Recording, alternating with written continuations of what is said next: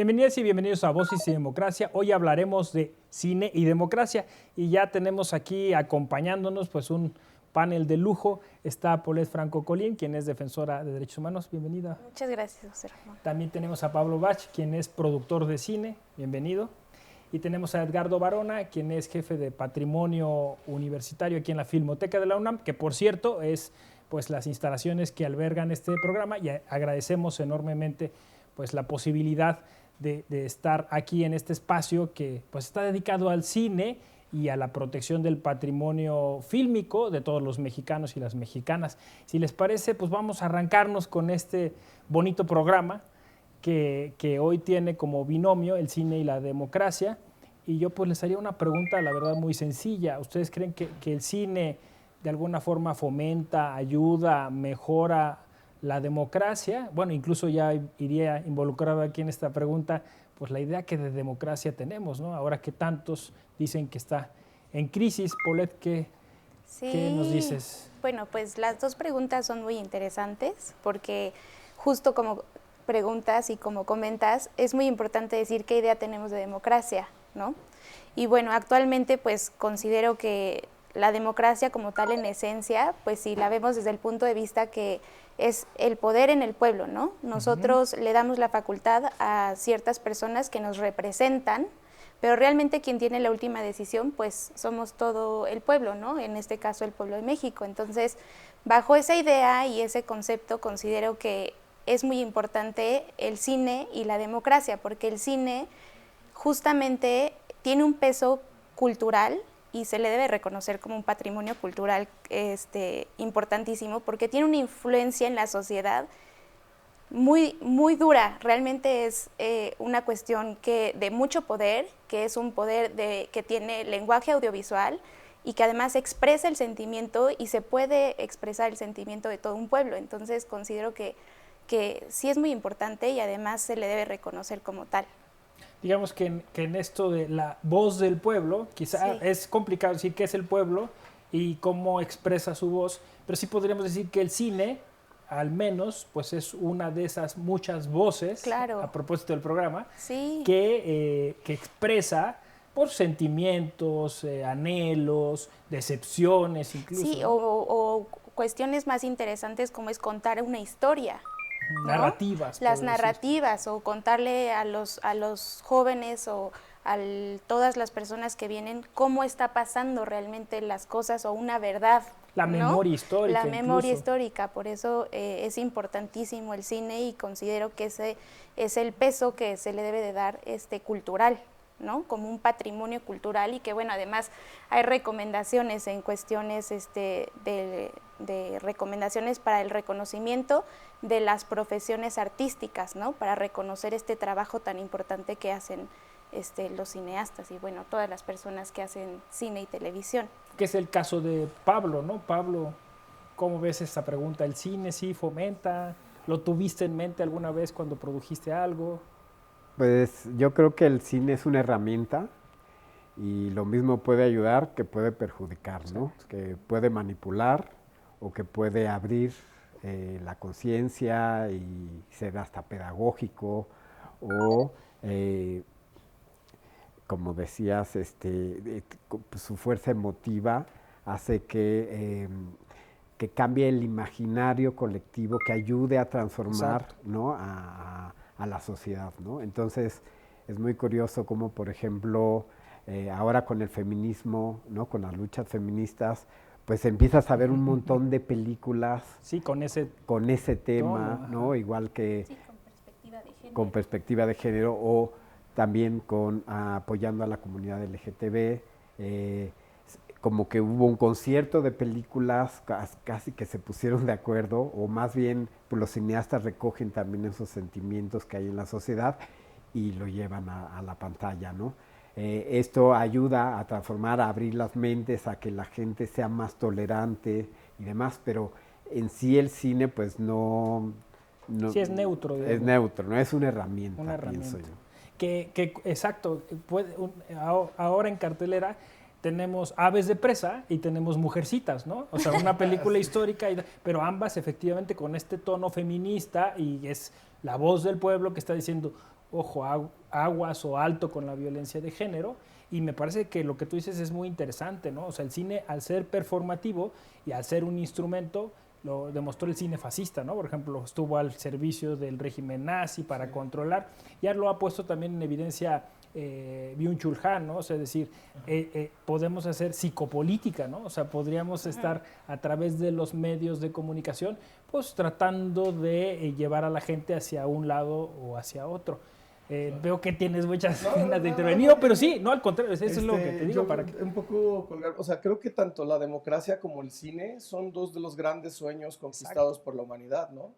De hecho, pues cuando Aristóteles en la política, él hablaba pues, de esta forma de gobierno, ¿no? Como para alejarse de las monarquías, de las plutocracias y eso.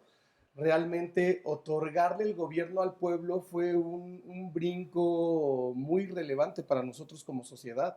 Y de hecho eso ha sido como un poco la visión que nos ha ido impulsando un poco hacia el futuro, ¿no? Y de hecho, vaya, desde que Aristóteles nos dijo, nos tomó un poquito 2000 años aterrizar bien la idea hasta la Revolución Francesa. Y Thomas Paine, el que escribió Los Derechos del Hombre y que también él fue uno de los grandes ideólogos de la Declaración de la Independencia de los Estados Unidos, él decía que también pues, tenemos un gran compromiso con la democracia, porque por ejemplo en Atenas, la razón del por qué funcionaba es porque sí había un demos que no se trató de homogeneizar, sino que se le intentó hacer participativo, ¿no? Era de, pues tú eres campesino, tú eres herrero, pero tú tienes una voz en la asamblea. No tienes por qué estar siguiendo lo que dice un monarca que a lo mejor está desde un trono. No, hay que comprometerse, hay que ser participativo, y la democracia es una manera de hacer gobierno a través de la participación, ¿no? Sí. Y entonces así fue como hemos también creado como estructuras, instituciones que tienen la finalidad de mantener esta democracia, pero vaya, como decía Pablo, y estoy totalmente de acuerdo de él, y lo mencionaste, los totalitarismos, ¿no? O sea, el cine, como la silla de Aristóteles, que no tiene una moral, no es una silla buena, no es una silla mala, el humano somos los que nosotros les vamos dando el tinte de qué es lo que queremos hacer con estas formas de expresión, ¿no? El arte puede servir como para establecer o como para promover las hegemonías, las jerarquías, o también para darte un poquito nociones de cómo romperlas o de cómo hacer más plural. Pero creo yo que dentro de esa pluralidad, o sea, el demos ateniense se enfrentaba a 50,000 personas que vivían ahí, y entonces Thomas Paine también hace esta crítica de que realmente nosotros ahorita somos muy diversos y que también dentro de esa diversidad tenemos que aprender cómo hacer para no homogeneizarnos, pero sí ponernos de acuerdo, sí tolerarnos. Y yo creo que el cine y el audiovisual general sí es como un buen medio como para poderle mostrar a la gente, como ficcionar realidades, como lo hemos platicado, y plantear los nuevos rumbos, hacia dónde tomar y eso. Pero bueno, nuevamente está el humano ahí, hay unos que tienen la buena intención del discurso y hay otros que usan el discurso y las herramientas como modos de control, ¿no? Excelente, ¿eh? O sea, me parece así que como, digamos, primera conclusión o como conclusión inicial, esta idea de paideia, decían los griegos, ¿no? O sea, es interesante como si decimos que hay un concepto original de democracia, ¿no? Y ese concepto pues es griego y más o menos es lo que tenemos todos en la cabeza, ¿no? La participación del pueblo, incluida pues esa diversidad que tiene en la vida y en las decisiones políticas. Y esa participación del pueblo pues a veces también puede ser a través de expresiones artísticas, de narrativas, ¿no? Y ya en Grecia pues era el teatro y por eso pues al teatro griego asistían hasta los esclavos, ¿no? Y veíamos, no sé, Antígona, en que en la mente de los abogados siempre está presente esta mujer que va a combatir las decisiones políticas de Creonte, el gran pues eso, autoritario en el imaginario griego. Exacto, es un imaginario. A eso iba, que es muy curioso que es un imaginario y toda esta parte es muy mitológica, ¿no? Porque finalmente las mujeres pues tuvimos esa participación muy tarde, ¿no? Sí. Digo, actualmente ya hemos tenido muchísimo más, pues acceso, ¿no?, a los cargos públicos o siquiera a tener acceso a los liderazgos, ¿no?, que es más complicado y ha sido una lucha constante y que obviamente no sería posible sin personas que consideren la igualdad de género como un objetivo primordial para la sociedad, ¿no?, y que obviamente para el sistema democrático pues es muy importante, además de que, como bien lo dicen, pues hay otros grupos, ¿no?, que más que dividir entre sexos, ¿no?, mujer u hombre, pues por ejemplo está la participación de los pueblos y comunidades indígenas, ¿no?, que hay mucha información sobre esta parte democrática y el reconocimiento y su organización y cómo ellos han logrado ya tener su propia forma de organización y de democracia y de participación en la sociedad, y que esto no lo conocen y que es un tema bien interesante, y que si apenas ellos tienen acceso a eso, híjole, otro tema es el cine, ¿no? O sea, cómo ser incluyentes de estos grupos de atención prioritaria a un sector tan importante que no por nada es llamado poder, el cine, ¿no?, que es un poder. Sí, exacto. O sea, tú lo que estarías diciendo es cómo esos grupos van a poder acceder a este instrumento, como decía Pablo, pues no sé, a través de un tema discutidísimo, el fomento al cine. Exacto. O sea, cómo hace el gobierno o el Estado para que estos otros grupos tengan las posibilidades económicas y luego, bueno, la distribución, que ese es otro tema discutidísimo en México, para podernos hablar, porque entonces si no estamos encerrados o encapsulados en un monólogo con los temas de solo los que pueden acceder a esos recursos para decirnos algo. Y creo que ahí está mucho la discusión de Roma, ¿no? Porque generó mucha polémica, donde vemos a una mujer indígena en un tema de sororidad con su patrona, porque así es el tema, de una familia de clase media, representando pues de manera muy compleja al México de esa etapa, pero que también representa de alguna manera al México actual, ¿no? Claro, y que entras a temas bien interesantes como son los estereotipos y los roles de género, ¿no? Que también el cine tiene esa parte tan importante, que tiene esa facultad, sí, justo de... Una cosa es que demuestres y otra cosa es que fomentes dentro de la misma película, o bueno, ese es un comentario muy personal, viéndolo con perspectiva de género, que fomentes esos estereotipos y esos roles, ¿no? Por eso Mujercitas ahora es una versión más feminista, ¿no?, y más igualitaria, e intentan darle ese cambio. Bueno, no sé, Pablo, ¿tú qué pienses? Perdón, en cuanto a feminismo, de hecho, tan se siente la tendencia de cómo darle más peso a la mujer, que bueno, Disney ya ha estado haciendo todo ahora, ha cambiado el giro desde sus películas, incluso en los live actions que ha hecho, la Yasmín que ahora te muestran en Aladino, pues ya no es una mujer princesita que nada más está ahí para adornar la escena, sí es una persona proactiva, que ella toma sus propias decisiones, que va y pues lucha por lo que quiere, y esto es un poco... No estás estereotipada, ¿no? Sí, no entras en ese estereotipo. En el estereotipo, porque de hecho al final ya ni siquiera se casa con Aladín, ¿no? Claro, o sea, ya lo no importante es asume el gobierno de su país, ¿no? Y después ya viene, bueno, que Aladín va a estar ahí como de primer acompañante, ¿no? Sí, que está bien, o sea, bueno, cada quien decide qué hace de una su parte vida, ¿no? impacta en las mujeres, pero como les comentaba, la democracia ha sido una lucha de 2000 años, y pues bueno, cuando cayeron las monarquías, cuando surge el Estado moderno y empezamos a hablar de libertad, pues es una libertad para los hombres blancos, ¿no? Y en realidad también el proceso democrático ha sido incorporar y darle derechos no solo a las mujeres, sino a las otras clases sociales, ¿no? Como a las castas bajas. Y por ejemplo, como platicaba con Pablo antes de entrar al aire, al filo de la democracia, ¿no? En este cortometraje que hizo Petra Costa sobre el proceso democrático en Brasil. Y por ejemplo, mucho de la gente en Brasil decía, no, pues es que lo que hizo Lula es que hizo que la tercera parte de los negros pudiera ir a la escuela, ¿no? Entonces, realmente el proceso democrático sí es empezar a ver a los invisibles un poco, ¿no? A la gente que no tenía un peso político, y estar haciendo un proceso de incorporación y posicionamiento, ¿no? Que bueno, sí, considero que justamente es un cambio de perspectiva, ¿no? Porque desde la perspectiva de los derechos humanos, justo no es que te den derechos, no es que te visibilicen. Todos somos personas, ¿no? Todos somos humanos. Entonces, ¿por qué tendrían que darte, ¿no?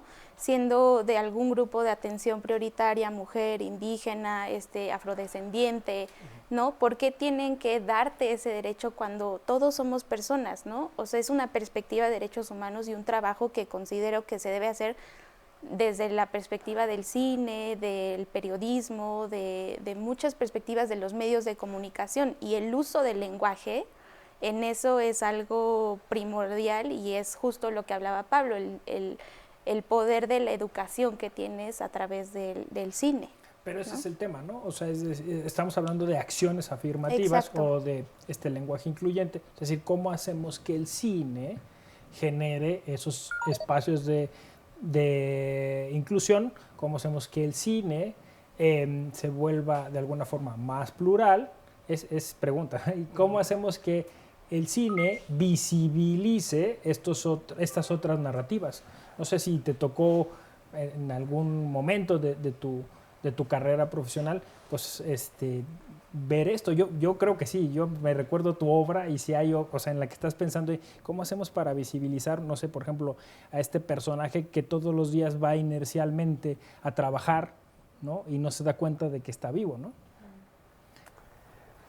Pues sí, pero digamos que durante 100 años en el cine las mujeres tuvieron muy poco espacio, ¿no? Entonces, sí, ahorita la lucha que están haciendo, que está muy bien y que es mundial y que tiene una fuerza desde hace muchos años, sí, ha hecho que empiecen a cambiar las temáticas, que Disney empiece no a tratarlas como princesas que se quieren casar y ya nada más. Y incluso se empiezan a dirigir más mujeres, ¿no? Se empiezan a abrir más espacios, porque si todas las historias son contadas desde las perspectivas de los hombres, pues esa es la imagen que hay.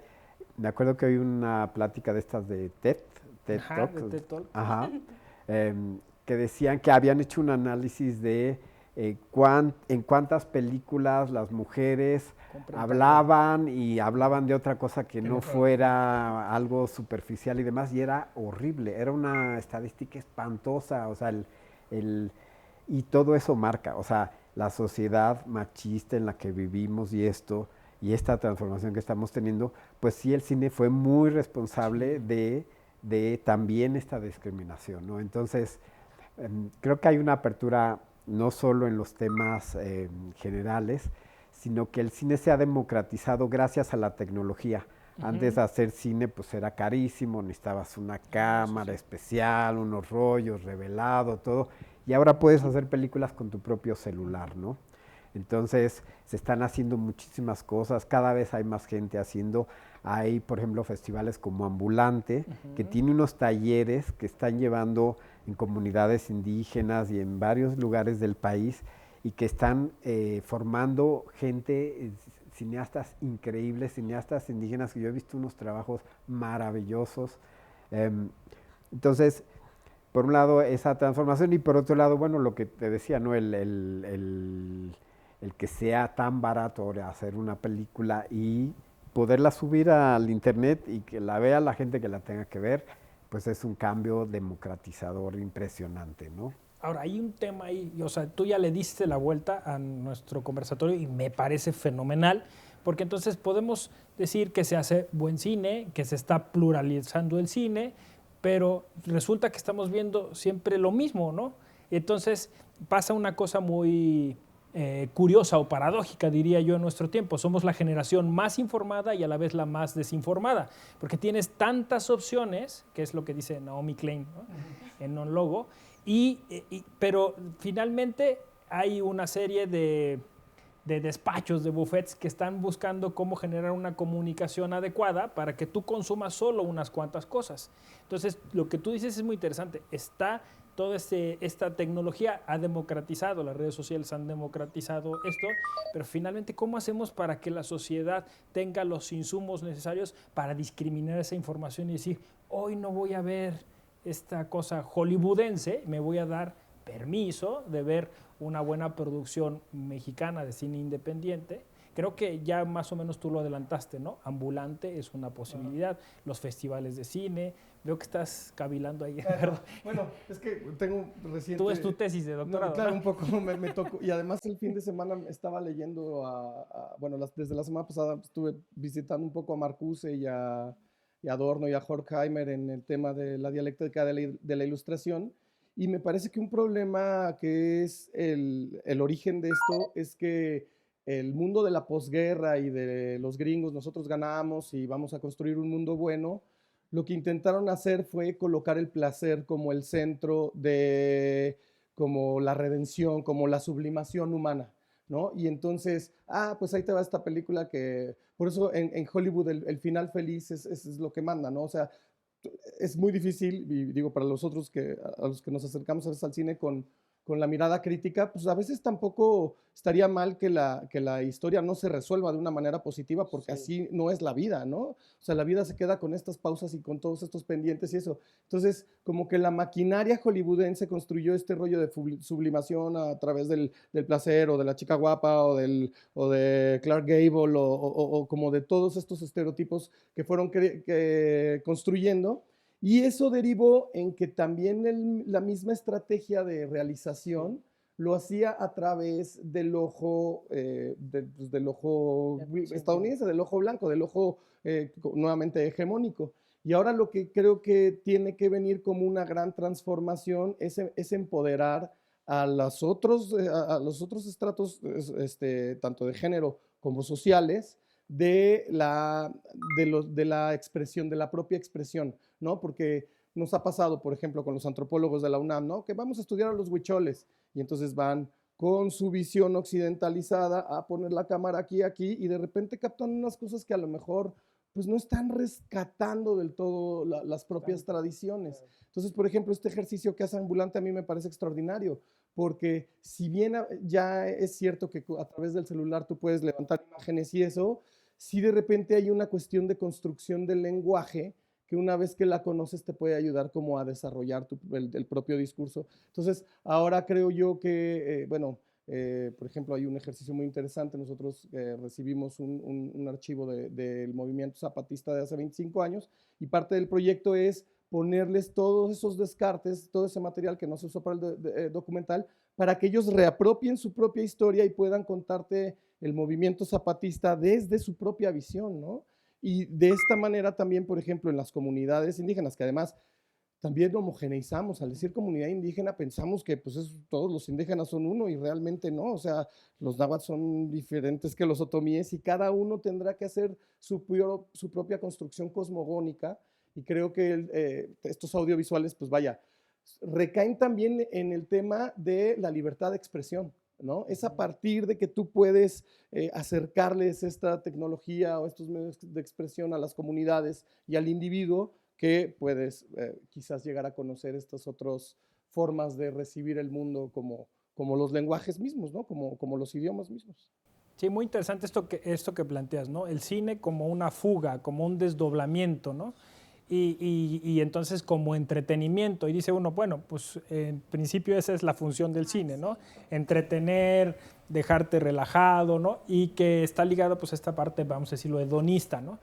Pero por otro lado pues, está este otro cine que compromete, este otro cine que te mueve las entrañas, que te hace cuestionar las cosas, ¿no? Y creo que, bueno, empieza a ser un poco la tesitura incluso de algunos directores hasta vanguardistas que empiezan a explorar estas sendas, y creo que incluso es un buen signo que haya ganado, por ejemplo, Parásitos, la mejor película extranjera, porque es otro cine, porque es un cine distinto, porque es un cine crítico, porque es el cine de un sociólogo, y te empieza a hacer otras preguntas distintas, ¿no? Entonces, creo que sí, estamos en una coyuntura en la que posiblemente pues, empecemos a ver otro cine, y eso incluso empiece a ser performativo, y nos diga, bueno, pues a ver, vamos a ver qué cine hay que descubrir aquí. El que estemos en la Filmoteca es un tesoro, porque sí, bueno, la Filmoteca está rescatando este patrimonio histórico, está haciéndonos acceder a un mundo distinto de cine, y que eso puede ser pues importante, ¿no? Para de alguna forma, es como, yo siempre lo digo, es como el paladar, ¿no? Uno puede eventualmente irse a comer unos tacos en la esquina y disfrutarlos enormemente. Claro. Sí. Pero pues igual hay que explorar la comida originaria, autóctona, y en algún momento pues sí, nos iremos a ver una obra de arte sofisticada, y vamos a pulir nuestro paladar, pero me parece que se vale de todo, ¿no? Sí. Creo, no sé. No, pues sí, es que, bueno, yo creo que el cine, además de que es divertido y te entretiene y tiene como toda esta parte de que justo te invita a conocer el mundo visto desde otras perspectivas y con otras formas, pues finalmente todo ese trabajo es patrimonio cultural, y el patrimonio cultural es finalmente parte de todo el desarrollo sostenible de toda una nación, ¿no? O sea, entonces, bueno, desde mi punto de vista es muy enriquecedor desde el punto de vista de los derechos humanos, desde el punto de vista humano como tal, y pues en el ámbito social, pues sí, yo creo que no me gustaría verlo como fuga, sino más bien como una introspección o algo así. Hay de los dos, ¿no? O sea, por un lado nos encanta ver las experiencias humanas de otras personas, Exacto. ¿no? Y ese es, O sea, de nos ahí encanta viene el chisme. cine, ¿no? Del relato, del cuento, los Sí. cuentos que contaban para preparar a los niños cuando fueran grandes sí. para la vida real, ¿no? Claro. De eso es un poco a lo que vamos al cine, a ver qué decisiones toman las personas, Sí. por qué las toman en determinado momento, te ayuda. y las sociedades, no solo las personas, las sociedades también, ¿no? Sí, Entonces estoy de acuerdo. uno va realmente a aprender al cine, a vivir. Exacto, a vivir. Ay, qué bonita metáfora, porque, y me acuerdo de esta película en la que se narra la historia de una especie de sacerdotes que están haciendo que el mundo se mueva contando historias, ¿no? Y entonces en el momento en el que ellos dejen de contar las historias, el mundo se detiene y se va a morir, ¿no? Y entonces llega el demonio a tratar de sonsacar a estos sacerdotes para que pues dejen de contar historias y no les voy, como dicen, a spoilerear un poco qué sucede, pero hay culturas que piensan eso y me gusta mucho eso, o sea, el cine como esta narración que nos hace pues incluso madurar, que nos hace hacer una introspección, y que hay un libro muy bonito que es sobre cómo los pueblos del mundo cuentan la historia a sus niños, ¿no? Y está un poco lo que ustedes han dicho en este primer bloque, ¿no? Es decir, se puede contar para manipularlos, para controlarlos, para mantenerlos en rayos. Se les puede contar también historias para hacerlos críticos, para hacerlos reflexivos, para hacerlos crecer. Y creo que el cine está un poco en eso, ¿no? O sea, es decir, son ese conjunto de historias que nos construye, que nos da identidad y que ya veremos más adelante cómo también pues, nos hace pensar la democracia, nos hace participar, nos hace ir adelante. Si les parece, vamos a un corte y volvemos justo con esto, ¿no? Cómo construimos ciudadanía a través del cine.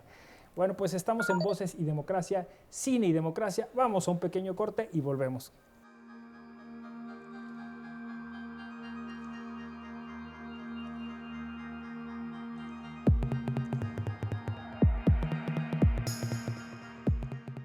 Antes del Tribunal Electoral no existía un órgano jurisdiccional que defendiera plenamente nuestro voto. La democracia ha evolucionado y con ella la necesidad de instituciones firmes y autónomas. Ahora, nuestro derecho a participar en las elecciones se ha fortalecido. Sanciona a quienes ejercen violencia política en razón de género. También trabaja para que los grupos en situación de vulnerabilidad encuentren justicia. Como ves, el Tribunal Electoral resuelve conflictos que protegen los derechos político-electorales de todas y todos. Tribunal Electoral del Poder Judicial de la Federación.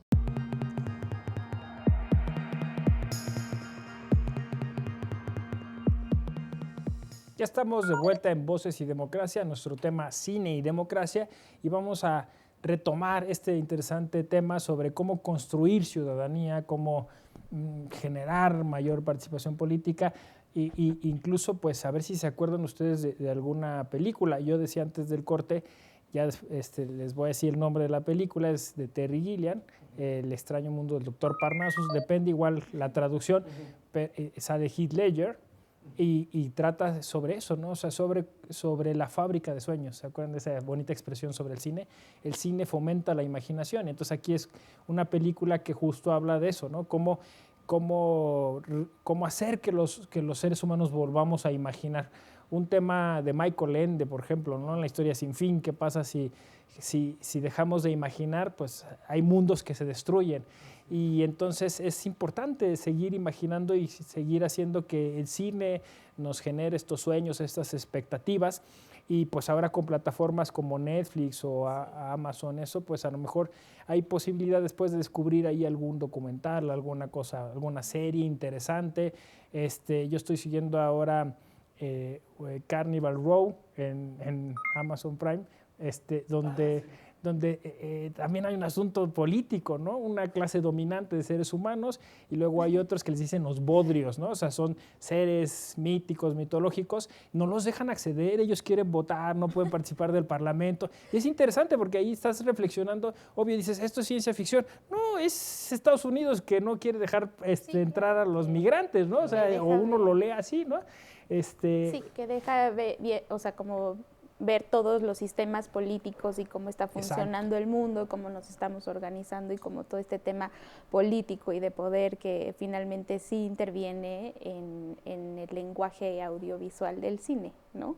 A ti, de estas películas, últimamente han salido muchas sobre el tema feminista, alguna o serie. Bueno, siempre ha habido series súper feministas, ¿no? Últimamente hay, no sé, Grace and Frankie, que es como muy, pues como que habla sobre la sororidad de cómo las mujeres finalmente logramos, pues eso, ¿no? Reconocernos entre nosotras sin ámbitos, pues ya patriarcales, ¿no? Sino ayudarnos, no ponernos el pie, ¿no? O sea, habla mucho sobre estos temas esa serie en específico. Hoy justamente también creo que se transmite una película que me gusta mucho, que es de Hannah Arendt, que es una filósofa, bueno, ya saben, entonces, bueno, hay varias películas La también. voz de la igualdad. La voz de la igualdad. Sobre la ministra norteamericana. Sí, ¿no? hay La voz de la igualdad, hay muchas películas ahorita también en Netflix que hablan pues sobre cómo se rompe, ¿no? Este estereotipo y cómo se rompe. Las que tienen que ver la con... de Los Increíbles. Esa película es de verdad que de las primeritas que empezó a tomar como muchos temas y me gusta mucho los cortometrajes y todo este tema que se hace, por ejemplo, impulsando el medio ambiente, ¿no? Todos estos temas que finalmente sí pueden ayudar realmente al planeta y al mundo, ¿no? O sea, todo este trabajo que se hace a través del cine para apoyar a temas tan específicos como naturales y que además crean un patrimonio no necesariamente material, sino inmaterial intangible y que es realmente el material más enriquecedor para la familia humana. Yo creo que en el tema que nos ocupa básica son las sufragistas, las bostonianas, ángeles con boca de acero, todas estas que curioso, ¿no? Esa expresión, ¿no? Que era como la tachaban. Fíjense, justo esa crítica se hacía hace 50 años, ¿no? Dice eso, estas mujeres que tienen la boca de acero porque, o sea, destruían cosas, ¿no? O eran exacerbadas, pero todos estos eran sobre movimientos feministas que buscaban el voto de la mujer, ¿no? Clara Campoamor, esta producción de TV España, todas estas películas que han fomentado. Bueno, La Dama de Hierro, que también. La Dama de Hierro. Hay muchas películas bien interesantes, o sea, como de temas específicos, bueno, sobre feminismo, ¿no? Y pues sí, también hay películas muy interesantes también sobre otros temas. No temas, no quiero descartar, más bien ser incluyente, ¿no? Que permiten esta diversificación de toda la sociedad y que justo al ser incluyente, ¿no? Pues sí generas una sociedad que sea además de participativa, que es una sociedad resiliente, ¿no? Bueno, desde mi punto de vista, así es como el cine muchas veces, tanto como personas como grupos sectoriales, nos permite ser resilientes, nos permite ser más seguros y pues obviamente muchísimo más participativos al estar más conscientes de todo el poder que podemos hacer a través de este lenguaje y poder audiovisual. Claro, y no solo ese cine, como decíamos, internacional, hollywoodense, ¿no? Está el propio cine mexicano, ¿no? Volvieron a el remake de Complot Mongol, ¿no? Que con este reparto, ya, Javier López Chabelo, Eugenio Derbez. Muchísimos. Salen muchos, pero muy interesante porque habla sobre nuestra identidad, esta idea del sicario revolucionario que tenía que ir como a acomodar las cosas, de una famosa novela de Rafael Bernal. O sea, también ese cine es importante, ¿no? Ese cine que rescata nuestra memoria histórica. Bueno, pues ahí tenemos a Ripstein, a Felipe Casals, todos estos grandes realizadores que pues fueron a hablar de estos temas incluso complejos del 68, de la Guerra Sucia. Pablo, ¿cuál es tu cine que te gusta?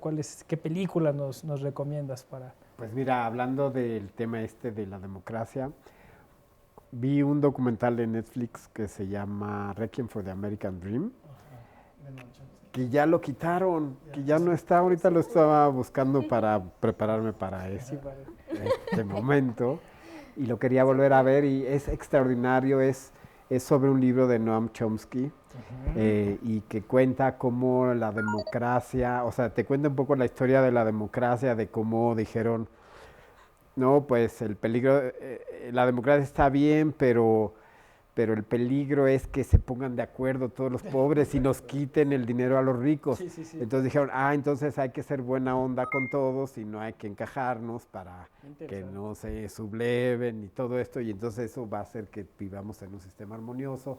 Y te cuenta cómo está pervertida la democracia, cómo los grandes empresas dan dinero, ¿no?, a los candidatos, y luego entonces llegan y les cobran la factura, ¿no?, y les piden favores, y cómo está, todo eso está pervertido, ¿no? Y lo cuenta de una manera increíble y es un documental buenísimo que sí se lo recomiendo. Ojalá lo vuelvan a poner en algún lado porque lo busqué por todos lados y no está.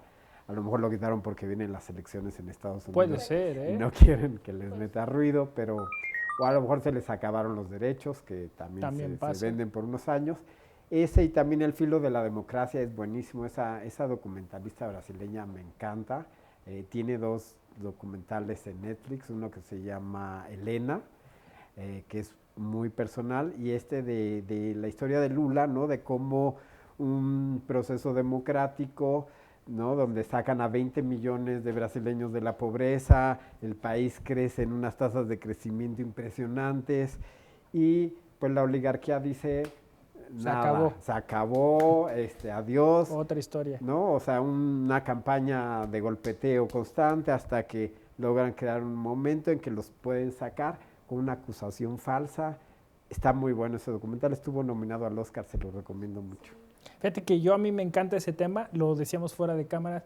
Yo creo que el cine, sea el documental, sea el de ciencia ficción, sean estas series que están hechas en formato de cine, nos está hablando el futuro de la democracia, o sea, nos está hablando constantemente de qué cuestiones tenemos que ponernos en alerta, ¿no? Y yo me acuerdo de esta película El Círculo con Emma Watson y Tom Hanks, donde pues se nos previene de todo este uso de las tecnologías y las redes sociales, cómo va a afectar pues en un futuro inmediato en las elecciones y en la toma de decisiones a nivel político.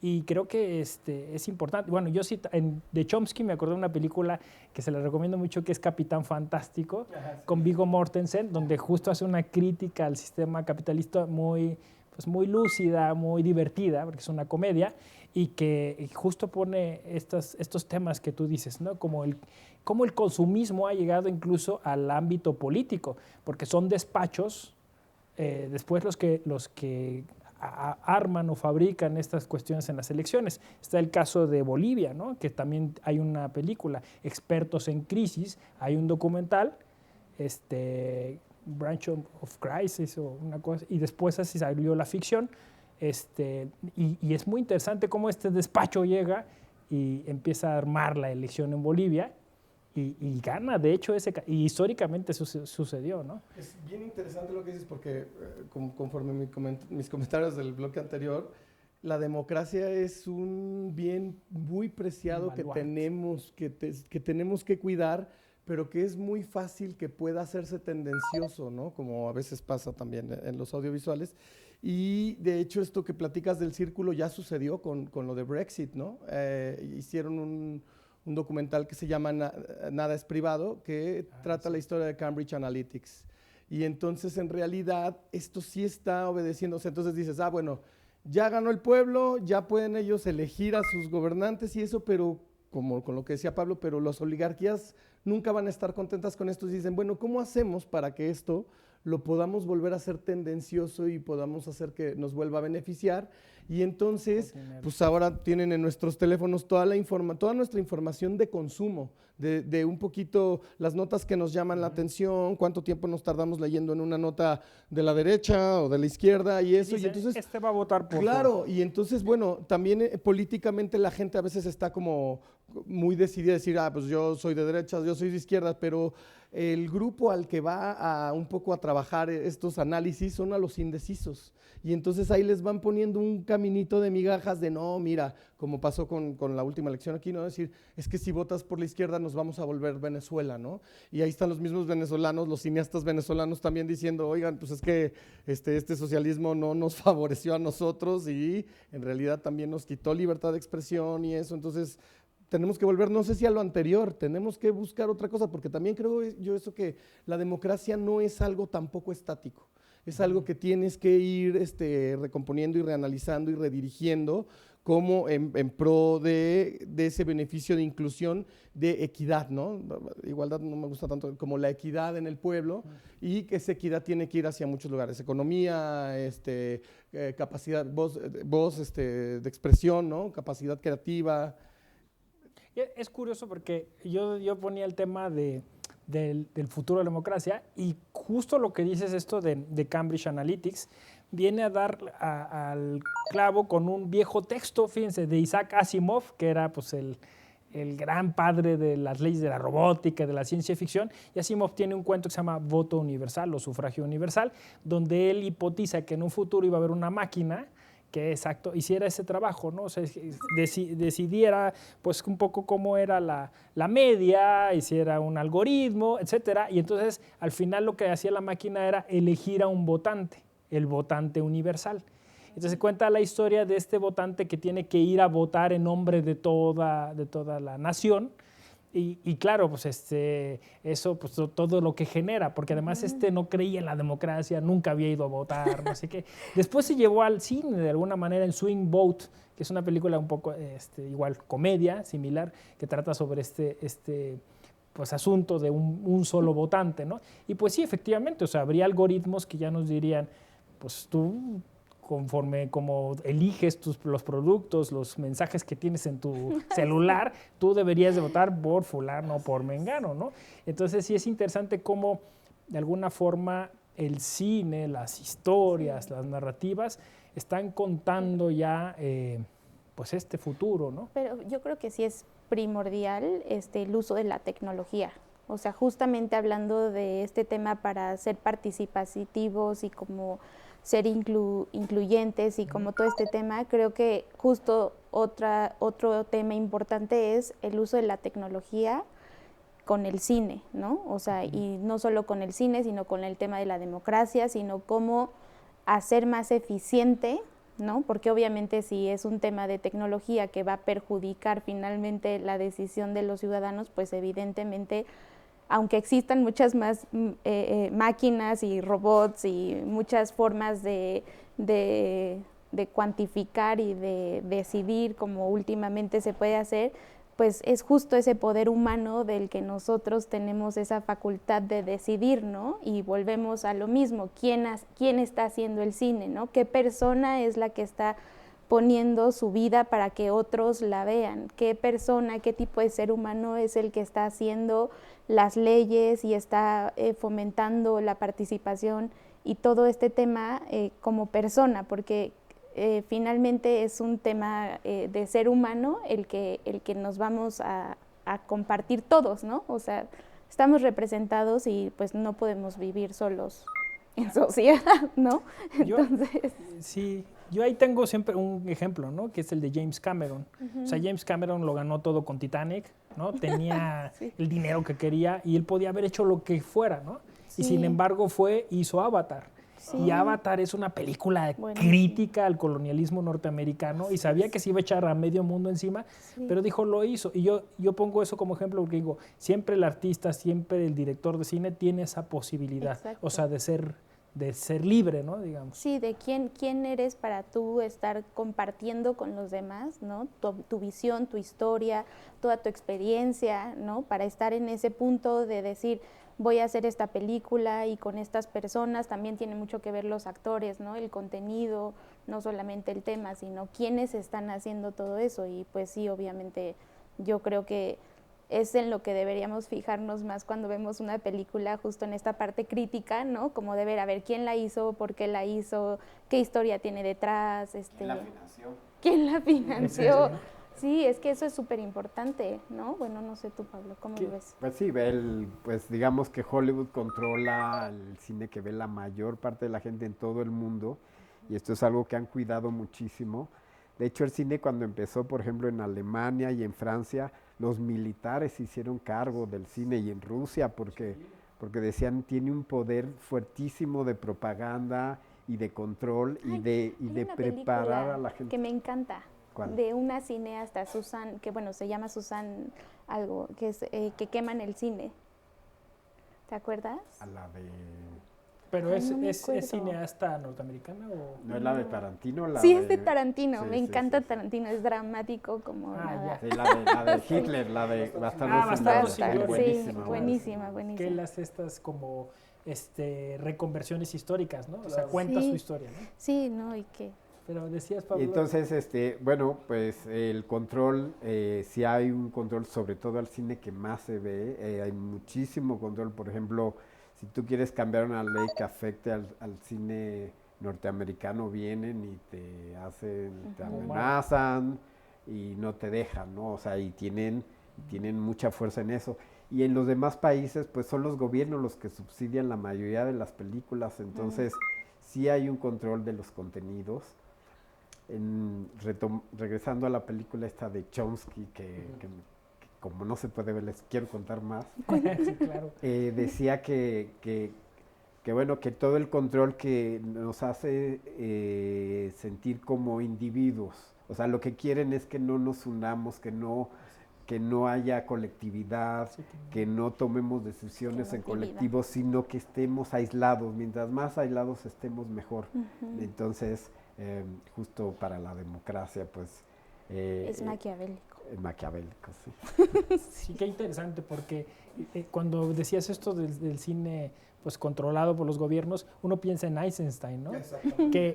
Porque le tocó hacer este cine y después huye de ahí. Y es curioso porque una de sus películas de esa, digamos, huida es Que Viva México, que es una película que todo mexicano debiera ver, a mí me parece, por pues esta crítica muy a la Octavio Paz, ¿no? De dónde venimos, cuál es nuestro origen, esta idea de nuestra relación con la muerte.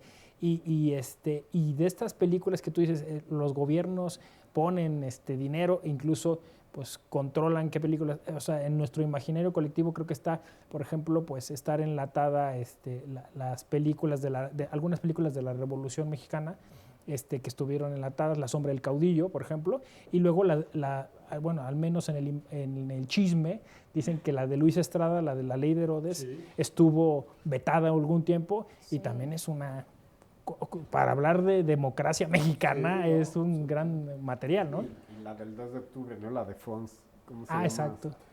Sí. La de Fons, sí. Ajá. Sí. No, ha habido varios capítulos negros. De hecho, en México, pues, el control del cine lo tenía la Secretaría de Gobernación, ya no, RTC ya no es de la Secretaría de Gobernación, pero durante mucho tiempo ellos eran los que autorizaban pues qué películas se hacían, se podían ver, se podían exhibir en México o no. Desde el inicio del cine, ¿no? Me parece que hubo un control desde Carranza, el gobierno carrancista tuvo un control férreo, una ley, no sé qué, y bueno, ahí está un libro famoso, ¿no? Sobre el cine negro mexicano de Miguel Contreras Torres. La historia negra del cine mexicano. Sí, bueno, un poco me agarro del comentario de Pablo en cuanto a cómo los gobiernos vieron, por ejemplo, Stalin muy claramente vio y Hitler vieron las Oportunidad. bendiciones, los beneficios que les podría atraer el cine, y pues ahí pusieron a Eisenstein a hacer pues un cine populista del trabajador. Me llama mucho la atención que en ese cine no hay protagonistas, el protagonista es el pueblo ruso, y esto fue una manera de exaltar el concepto de la nación, el concepto de nación que querían construir. Entonces, el cine es un vehículo de construcción de la identidad bien importante.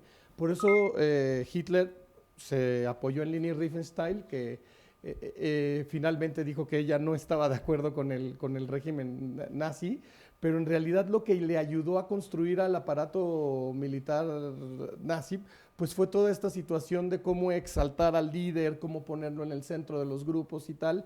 Y bueno, esto cambiará cuando después de la guerra, ¿no? El neorrealismo italiano empieza como a voltear la cámara y decir, bueno, vamos a construir esta noción del pueblo. Digo, estos cuates que tienen el gobierno y el poder y tienen las armas, ya se agarraron a guamazos y eso, pero y nosotros, y esta mujer que muere y este niño que llora, ¿quién nos va a poner en el reflector? ¿Quién nos va a reconocer y a darnos nuestra importancia, ¿no?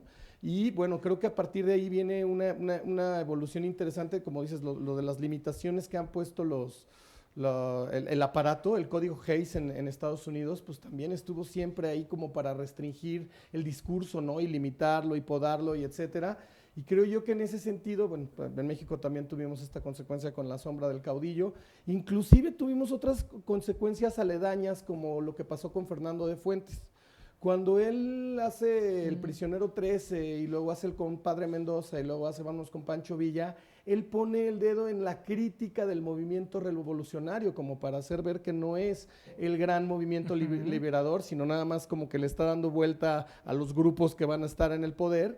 Y es a veces tan duro como la crítica no es tan bien recibida, que bueno, a Fernando de Fuentes como que le pusieron así de, bueno, pues sí están padres tus películas de la revolución, pero pues no te vamos a estar dando lana para que hables mal ni del movimiento social, ni de nuestros héroes, ni de nada. Así que pues hacer otra cosa, y pues ahí empezó el tema de la comedia romántica, ¿no? De la comedia ranchera, como allá en el Rancho Grande, y pues bueno, eso generó un nivel de discurso, ¿no? La construcción del espacio rural, la construcción del espacio urbano, ¿no? Exactamente, ¿no? Sí. Tomado un poco por el muralismo, ¿no? O sea, tenemos los grandes muralistas, pero también su temática era construir el concepto de nación mexicana de aquel entonces, ¿no? El plan urbano, que es súper importante. Muy interesante esto, ¿no? Que pensaba yo cuando hablabas de eso del nazismo, ahora la parodia o de alguna manera esta crítica de Jojo Rabbit, ¿no? Quizá a lo mejor sentimentalmente un poco manipuladora la película, pero pues lleva a eso, ¿no? Un poco a la crítica sobre esta exacerbación de la imagen, ¿no? De Hitler, ¿no? Sí. Y cómo generaba este dogmatismo, pues incluso en los niños, ¿no? Que es de lo que hablaba Pablo, ¿no? De cómo tenemos que responsabilizarnos pues, de esas futuras generaciones, pues haciendo buen cine, ¿no? De la importancia del discurso, ¿no? Que mucho se ha hablado de no generar ese discurso de odio, ¿no? Sino tener mucho cuidado, ser muy cautelosos de el lenguaje y de esta alfabetización audiovisual que se crea a través del cine y de toda esta educación y la oportunidad, y que además pues acercándose a eso pues se acerca también a otros objetivos internacionales y mundiales como los 2030 de las Naciones Unidas y de todo este tema, y pues que obviamente contribuyen muchísimo al fomento y educación y de los niños, ¿no? Y de un buen discurso que te lleve pues a otros temas más pues globales, ¿no? De salud, de integridad. Sí. Que ahí me acuerdo mucho. Y abriendo espacios también, porque, por ejemplo, ahorita hay un fondo del Instituto Mexicano de Cinematografía para comunidades indígenas y afrodescendientes. Yo fui jurado ahí, me tocó ver, o sea, fue impresionante, llegaron 200 proyectos. Qué bien. Y estaban buenísimos, la mayoría, o sea, no alcanzó para todos. Entonces, incluyendo a otro tipo de directores, o sea, no hablar de los indígenas, llegar y verlos desde fuera, sino que ellos mismos, nosotros. que ellos mismos cuenten, o que las mujeres cuenten sus historias. Entonces, mientras más producción haya, mientras más fondos haya, pues siempre va a haber cine manipulador. Ya no hablemos de la televisión, ¿verdad? Porque Sí, ahí sí sí, está, ahí sí está clarísimo y ahí hay Absolutamente. o sea, está mucho más controlado. Pero pues mientras más dinero haya para hacer cine, como está viendo ahorita, porque cuando yo empecé a hacer cine no había nada, hacíamos 5 películas al año, ahorita se hacen como 100 al año, pues eso está democratizando también los contenidos y el quehacer cinematográfico. Sí, bueno, al final de cuentas es justo lo que ustedes dicen, ¿no? O sea, tratar de democratizar el cine implica abrirlo, implica hacerlo accesible, implica distribuir los fondos de manera equitativa, usabas tú el término, y de alguna forma, bueno, pues eso tiene que también ser de la misma manera en el receptor. O sea, el receptor tiene que abrirse a otro cine, tiene que exigir, incluso como derecho, tú decías, ¿no? Como derecho a la cultura, otro cine, ¿no? Tiene que exigir que el cine distinto se conserve, porque es patrimonio cultural, ¿no? Y que de esa manera se garantiza un poco, pues eso, ¿no? O sea, que haya distintas narrativas, y no una narrativa lineal y unívoca, ¿no? Creo que ese es un poco... Somos una potencia cinematográfica en México, o sea, somos de los países que más ha producido, que más películas tenemos y ahora, como dice Pablo, pues hacemos 100 películas al año. Creo que ahora lo que falta es el tema de cómo hacer llegar esas películas pues, a la tele de canales digitales, ¿no? Ya tenemos ahora también los nuevos ductos donde estar mostrando y bueno, y que la gente, somos el 4º país más consumidor de cine en el mundo. Espero que la gente también haga el esfuerzo crítico de decir, bueno, voy a ver películas mexicanas porque hablan de mi realidad, hablan de lo que me es próximo, no de otra realidad de otros países. Sí, es un compromiso y una responsabilidad. Y una responsabilidad. Pues yo les agradezco, yo creo que fue un programa muy nutritivo, ¿no? En términos cinematográficos, porque pues ahí salieron muchas ideas. Espero la gente haya tomado listas de las recomendaciones que ustedes dieron y pues esperamos tener el gusto de poder platicar de estos y otros temas en un futuro próximo. Muchas gracias. Muy agradecido. A ustedes, gracias. Pues fue un placer que nos siguieran, tener el gusto de su visión. Yo soy José Ramón Narváez Hernández, esto es Voces y Democracia.